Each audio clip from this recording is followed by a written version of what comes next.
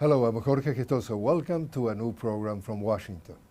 On today's show, the opportunities that the South American bonds represent for the business community. Our guest, Mark Weisbrod, co-director of CEPR, the Center for Economic and Policy Research. Mr. Weisbrod, a warm welcome to the program. Thanks, great to be here.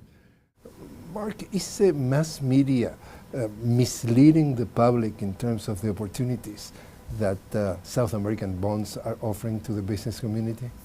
Well, you know, the business press has always been very sour on Argentina, on Venezuela, and pretty much the left governments overall. In fact, they've turned very much sour on Brazil as well in the last year and a half or so. But on these bonds in particular, I think a lot of the stories are really misleading. Because first, if you look at Argentina, Argentina did not really default on its bonds in June of last year. They paid. They put the money in the bank, the New York bank, where they were supposed to, and it was supposed to be distributed to the bondholders.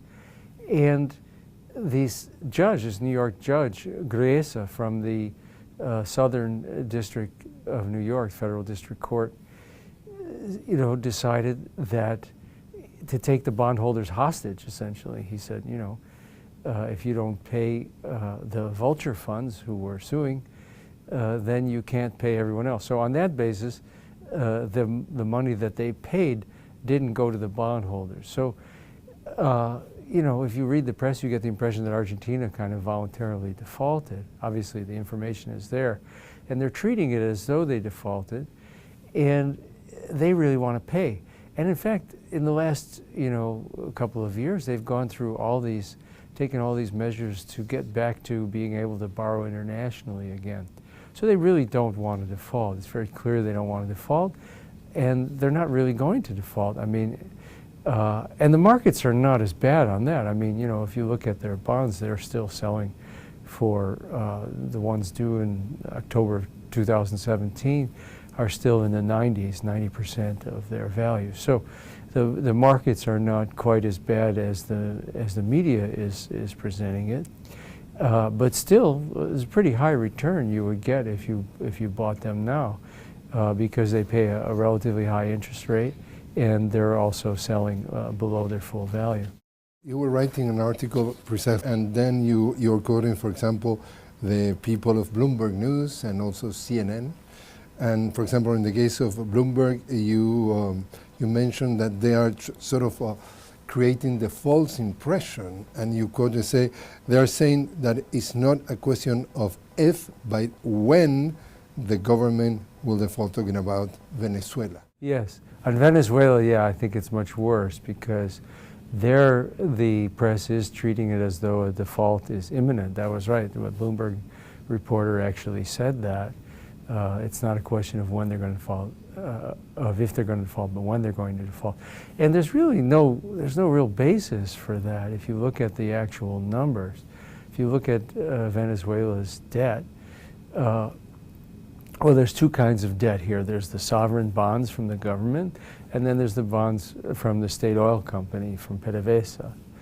And they both are, for the next 3 years, is when they have a lot of principal due. After that, it's very little. So it's just the next 3 years they have to get through.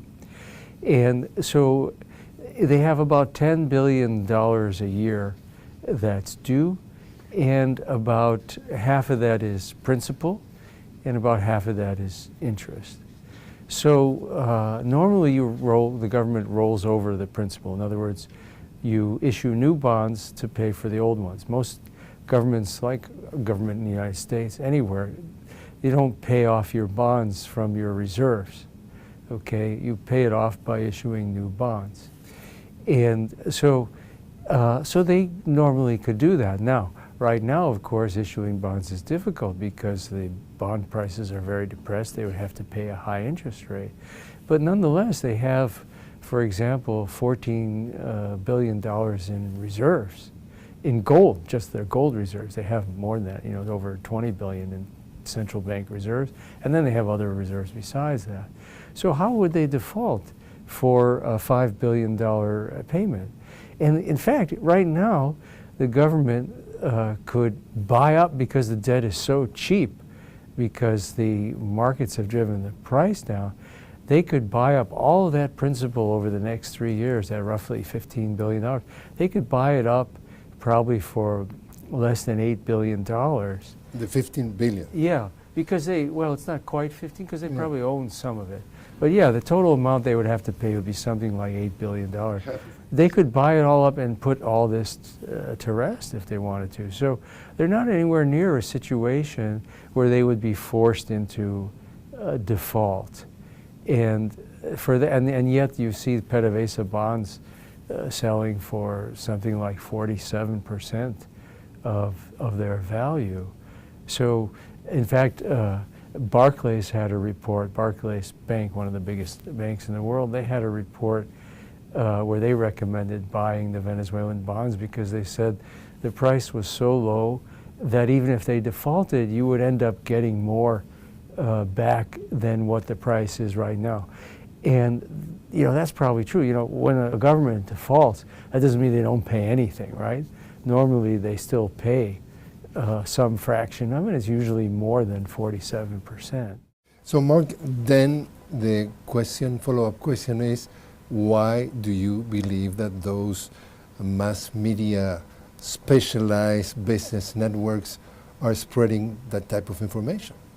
Well, they've always been like this. I mean, if you look at the last, since Chavez was elected in '98, the reporting on Venezuela and the reporting on Argentina since 2002 has been very negative. In the case of Argentina, it took 3 years of recovery before the press finally acknowledged that Argentina was recovering, and after their default. So there's a lot of prejudice there. In the case of Venezuela, of course, there's even more, just because the U.S. government has been trying to get rid of the Venezuelan government all this time, and that spills over into the media. And you have other things. I mean, I guess it's a complex question. You look at some of the people who are doing this analysis, some of them they don't know that much about the situation. They have very deep prejudice themselves. Well, I don't really want to mention their names. No, but for example, what type of prejudice? Well, they just hate, they hate all the left governments, They're looking at it from the point of view of it's a very right-wing point of view. I mean, that's why they look at Brazil even, very badly in the last couple of years as well. They're not doing what the bondholders want them to do, which is to cut spending and austerity policies. Yeah, so they have a strong prejudice, and sometimes it gets to the point where it really distorts the market. Precisely, you were writing, and your words, when in doubt, it is usually a good idea to look at the numbers. What numbers? Well, those were the numbers I put in there, the actual amount, how much debt is due in the next 3 years, how much is interest, how much is principal, and what are the resources that Venezuela has to be able to pay it.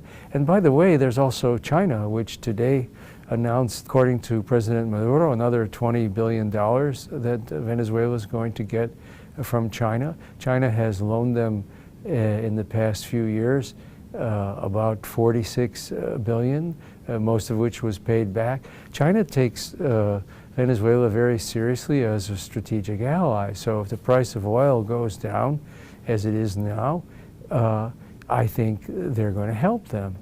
And they've actually committed to now, today they announced they're going to invest $250 billion over the next 10 years in Latin America. So China sees this as a very important region and a very important relationship for them. And they have $4 trillion that's in reserve. So this is a very small amount of money to them, and they're not going to lose it either. In fact, they'll make a profit on it, especially as compared to most of their money, which is sitting in U.S. treasuries and earning virtually nothing.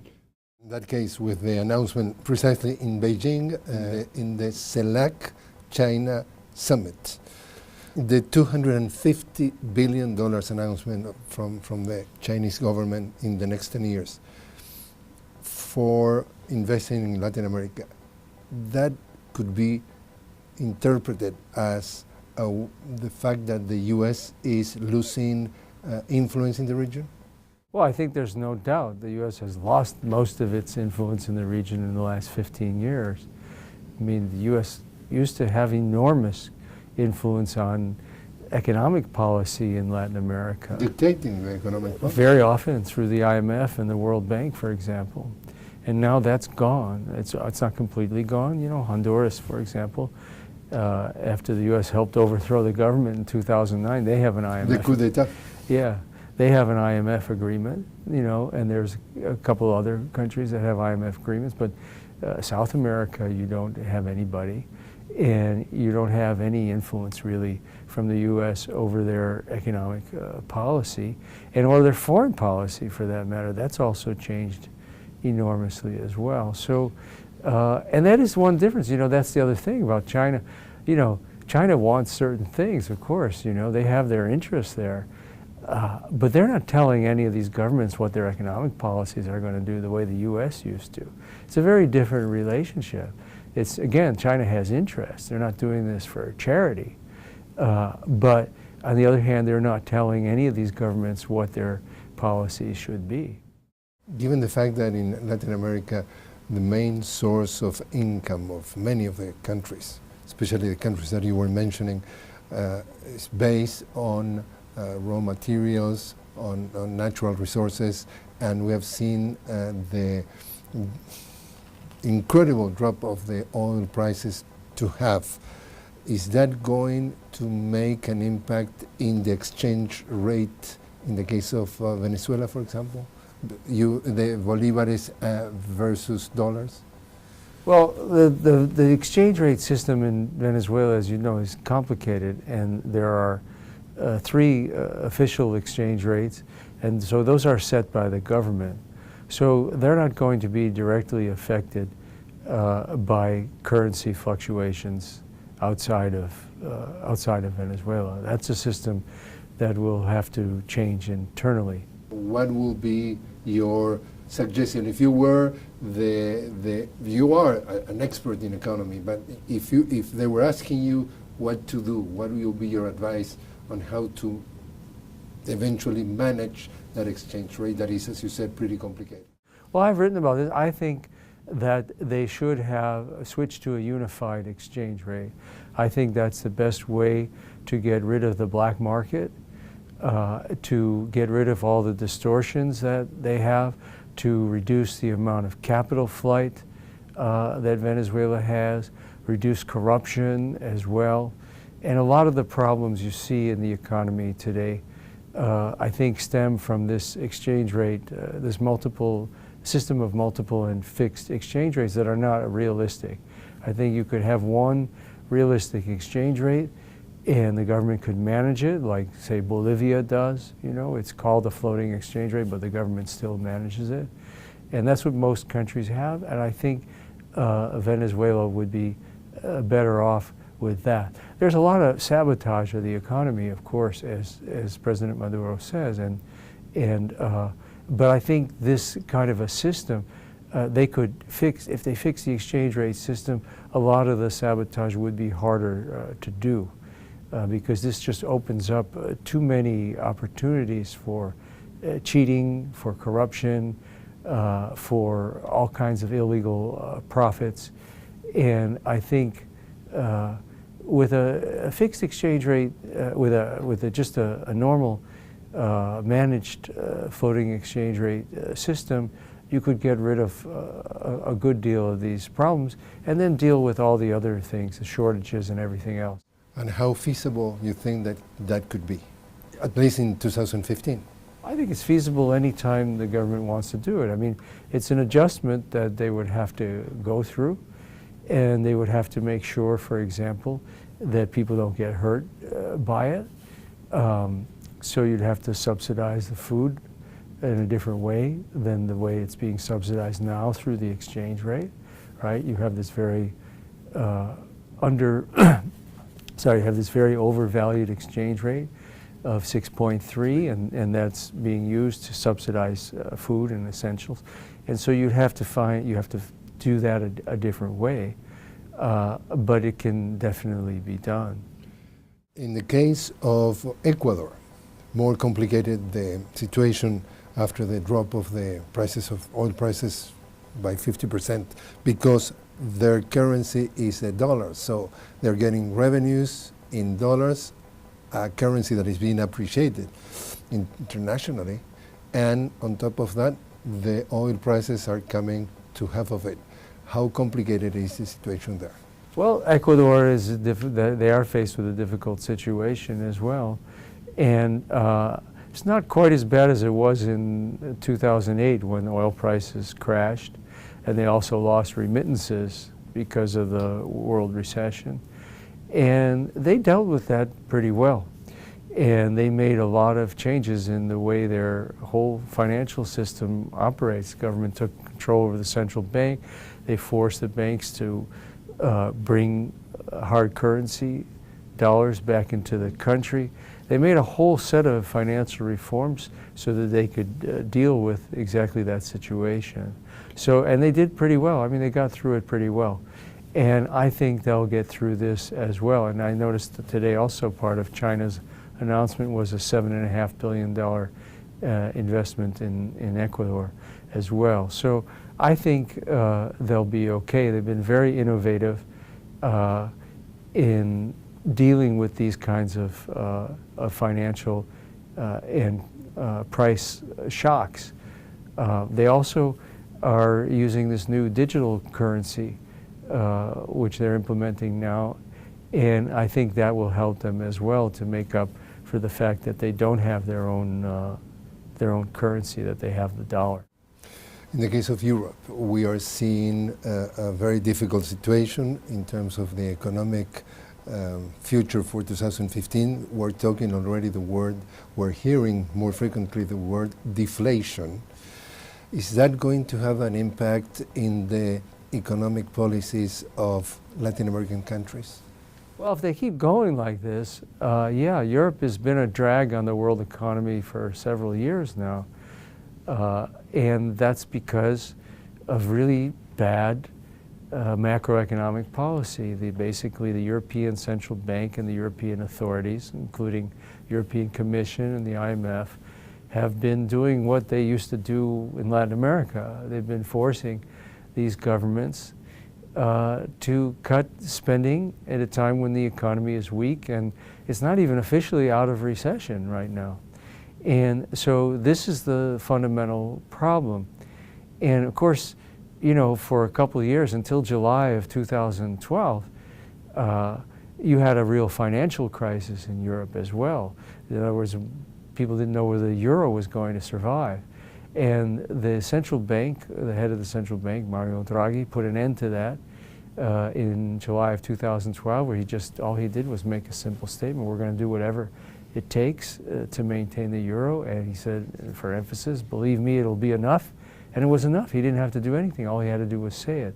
So there you can see what the real problem was all along. They had this financial crisis because the central bank and the European authorities were prolonging it in order to force these countries to make these cuts in healthcare, in pensions. Social programs. Yeah.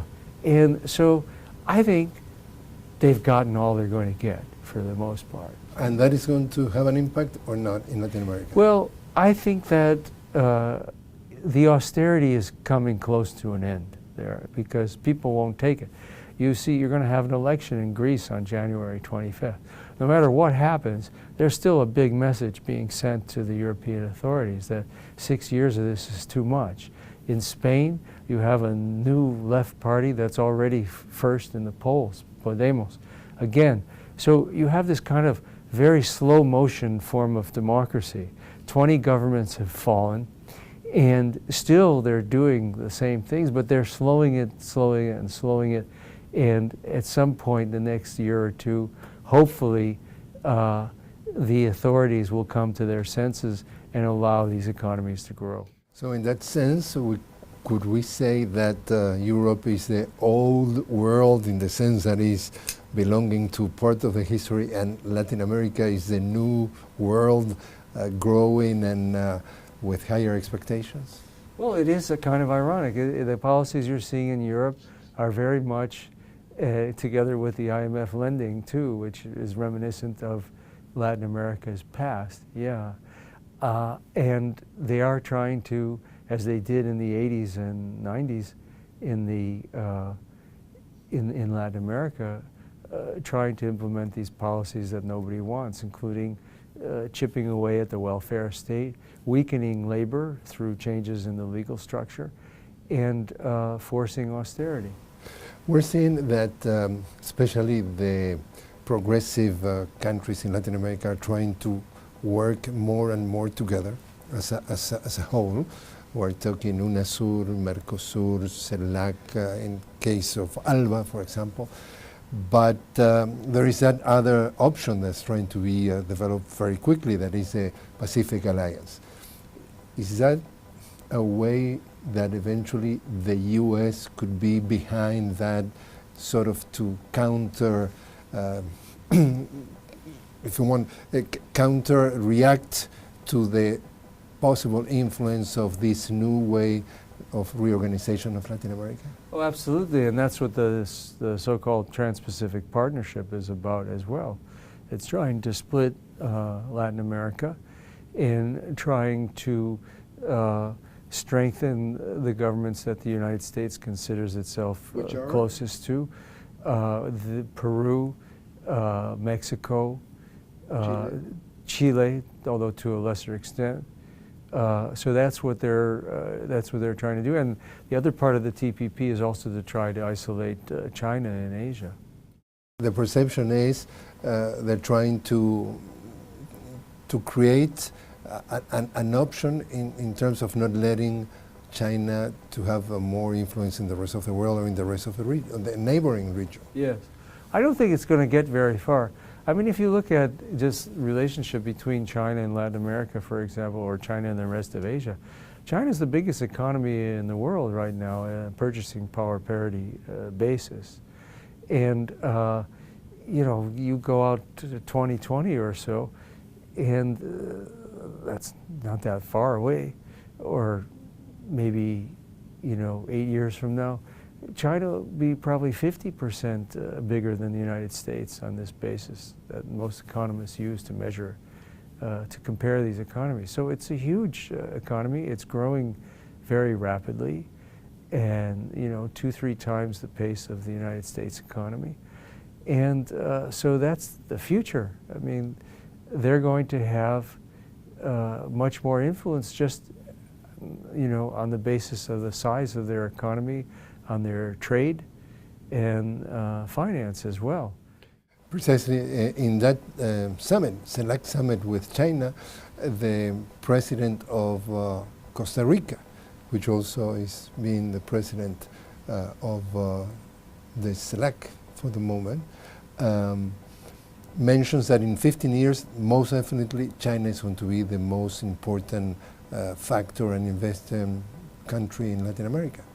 I think that's definitely the trend. The other side of the coin, the skeptics, they say, well, you know what? China sooner or later is going to come back with something sordid. They're not going to lend money just because it's a bad business to borrow money from China. That, for example, you hear that in Ecuador all the time, you know, we are going to ask the Chinese to get some money, and they are lending us the money with a higher interest than another part of the world. On top of that, there are a bunch of communists, and you know we have to be scared of the communists because sooner or later something sordid is going to happen. What is your reaction?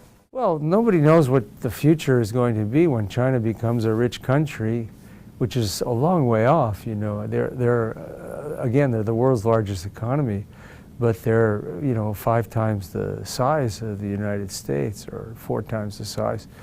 And so on a per person basis, they're still not anywhere near a rich country in terms of their income per person. So, you know, when they become a rich country, who knows? But right now, they're very clearly not an empire in any sense of the word. They're nothing like the United States. They don't have a military base outside their country. How can you be an empire? What can you impose on the world? And they're not trying to. They don't have that view of the world. They're not a hegemonic power. They have, as I said, they have their interests. But just look at the deals they're making in Latin America or even Africa. They're making, you know, loans, they're making investments, but they're not trying to change these countries' policies, neither their foreign policy nor their domestic economic policy.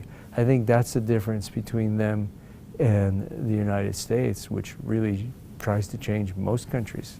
So finally, Mark, what should we pay attention regarding the issue of the bonds, the issue that you brought in that article? Generally, the people has to be careful about the bias of the reporting of those mass media regarding what is the situation, the economic situation of certain countries or certain bonds. What's the bottom line of what's your conclusion on that?